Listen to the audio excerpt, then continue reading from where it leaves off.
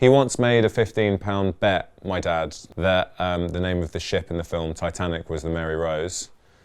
Hi, I'm Jamie Demetriou. I'm in a TV programme called Stath Lets Flats, which I wrote, which is on Channel 4. Not a huge amount of it is directly based on my Cypriot upbringing. By directly, I mean they're not like stories from my youth. I've never spent any time in a lettings agency. And so much of it takes place in a lettings agency. So I couldn't lift as many stories from my life as I wanted to. But I don't know, tonally, it's similar to my upbringing, quite unpredictable. And my dad was, quite unpredictable. A lot of, bread in the toilet sometimes, never knew why. It's just a sort of, Greek people just like to live life as each day comes, one piece of bread in the toilet at a time. I never found out why there was bread in the toilet. I think my sister, Natasha, who's also in the show with me, once spoke about this on a podcast. It was a weird phenomenon when we were younger. He'd go in with a loaf of bread, he'd leave the toilet, and there'd be a loaf of bread in the toilet, and I don't know why. Is this a weird way to open the interview? I think it might be. I'm using it as an example for a wider sort of spectrum of weird stuff that happened when I was younger, but I think it's a good example. He once made a £15 bet, my dad, that the name of the ship in the film Titanic was the Mary Rose. And it's things like that that kind of, I feel, have influenced the show somewhat. My dad is the best. He's a very specific entity, but he is just like, he loves us telling stories about him back to him because, he doesn't really know, people don't notice when they're doing weird stuff, otherwise they wouldn't do it. He loves it and, he's such a fan of the show and, when he's watching it, he often is like, when are you going to let me watch your television show? And I'm like, I literally tell you can watch it whenever you want. He's like, right, well put it on the TV, please. And he does this thing when we're watching TV especially of me, he'll be like that. Okay, brilliant. And that's the TV, and he'll go like this. And I'm like, are you watching the wall? He's like, no. I'm like, well, it's okay if you want to watch the wall. I just don't know why you'd prefer to watch the wall to the TV show. And he's like, I'm not bloody watching the wall. And you see his eyes sneak off again. I'm like, what? And it's literally because there's no one shooting someone in the face in Stath, and that's all he wants to see. I can tell in the back of his mind he wants to say to me, like, is anybody going to murder anybody anytime soon? Because I'm getting slightly bored and hungry. What's his favourite films then? My dad's favourite film? I wonder how many people you ask this question. What's your dad's favourite film? He makes it up as he goes along. He'll go, Mutiny on the Bounty. I'll be like, what happens in that? He's like, I don't bloody know. He also does this thing when we're watching TV. Oh, it drives me mad. So I'll be sat on the couch and he'll be like sat on his like rocking chair to the side. We're watching TV and he'll go, oh Jay, he'll have his glasses on. He'll go, oh Jay, and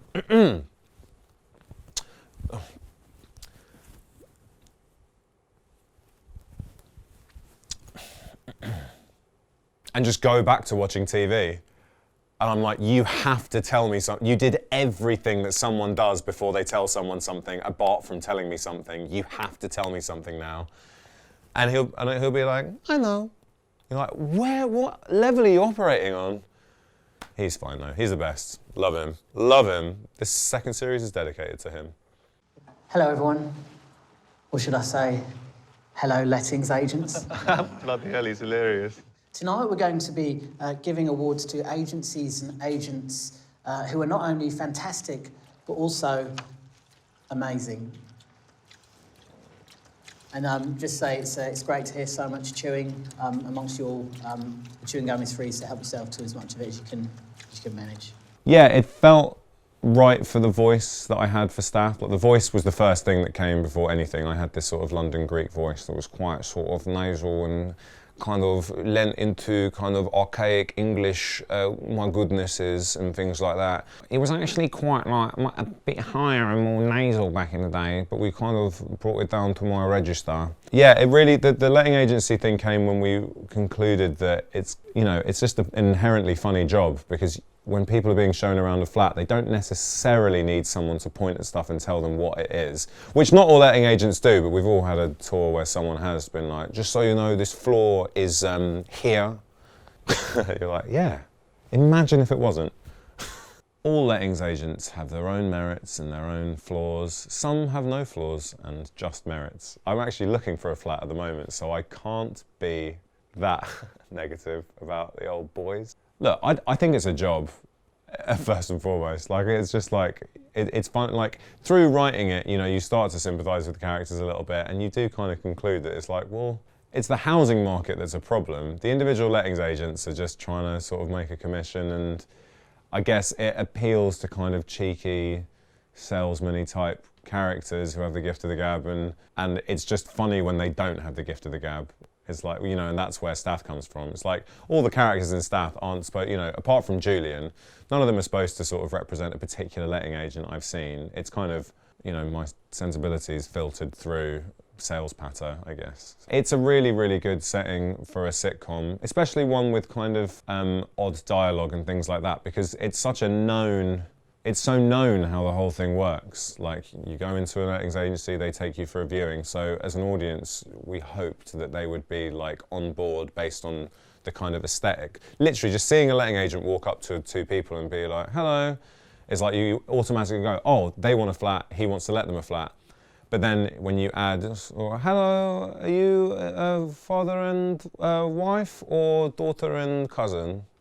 You're like, oh, okay, so this is maybe a slightly odd guy. And that's when people turn off.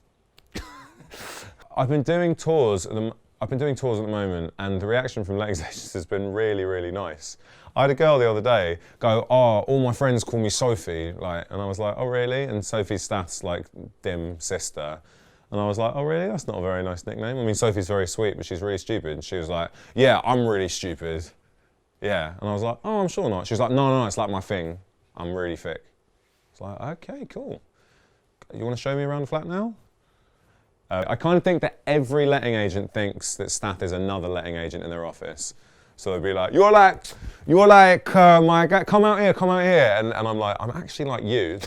Sorry. And the guy's like, just like really nice guy who he's saying is like Stath. I often get asked about whether it's got like, I have like a political stance or a political take on the whole thing. And I think it's kind of important that I don't know, that if I am to do that, that you play it from both sides, because, you know, it's not the point of the show.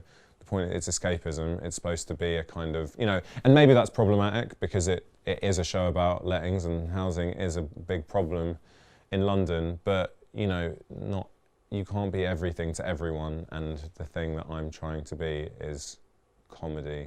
Are you both from the agency, or? No, Roger, I'm a postwoman. Yeah, I told her to come because we're going to a letting awards thing after. You heard about it? Bloody hell. No. Really? The Haringey Letting Awards. We got nomination for Best Improvement in an Agency. Nothing. I don't know, sorry. I don't know with you, Roger.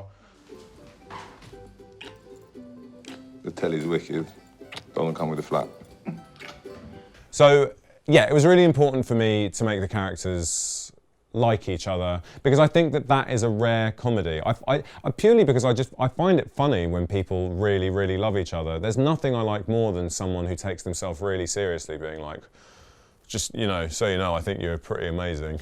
It also comes out in Stath's broodiness. I think it's the same as, you know, he's so passionate about family and he just wants love. I think if you make a character love someone, like Stath's always talking about wanting a kid, and I think it's just a nice juxtaposition of, you know, he's a sort of white boy, like, kind of thing, but he's also like, I swear, when my daughter's born, I'm gonna scream. And I think that, you know, that to me is something that feels like slightly untapped and interesting and funny to me. I think there's just something funny about trying to turn a moment into something really poignant and serious when you don't have the vocabulary to do it as well. You know, and likewise with Sophie, they're all constantly trying to give each other these like unbelievable compliments, but they don't know how to say what they mean, and they end up leaning on kind of things they've heard people say in films and stuff like that. It's like, you know, they're obsessed with America, so you get a lot of like, man, you're the most amazing guy I've ever seen in town. It's like, what town? There have been better people out of town then. Okay, you know, I like saying tonight at the end of things as well, making it more sincere. Like, do you want a glass of water tonight? Just that's him trying to think he's cool.